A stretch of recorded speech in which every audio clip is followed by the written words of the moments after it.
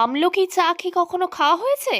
আপনাদের আজ আমলকি চা বানিয়ে দেখাবো। যতটা চা বানাবেন তার থেকে হাফ কাপ পরিমাণ জল বেশি নিয়ে একটা পাত্রের মধ্যে দিয়ে দেবেন এক টুকরো দারচিনি, কয়েকটা লবঙ্গ, আর সামান্য তুলসী পাতা, আর আদা। এগুলো কিন্তু প্রত্যেকটাই আমাদের শরীরের পক্ষে খুবই ভালো। আর এবার দিয়ে দেবেন আমলকি। ভালো করে ধুয়ে পরিষ্কার করে কিন্তু আমলকিটা দিয়ে দিতে হবে। ভালো করে কুড়ে কুড়ে কুড়ে কুড়ে আমলকিটা দিয়ে দিতে হবে। এবার দিয়ে দিচ্ছি এক টুকরো তাল মিছরি। আপনারা চাইলে চিনি ব্যবহার করতেই পারেন, করতে বারণ করছি না। এবার একটু নাড়িয়ে চাড়িয়ে চা চামচের এক চামচ চা পাতা। এটা আমি লিকার চা করার জন্য যে চা পাতা ব্যবহার করা হয় সেই চা পাতাই ব্যবহার করছি। এবার এটাকে ঢেকে দিলাম।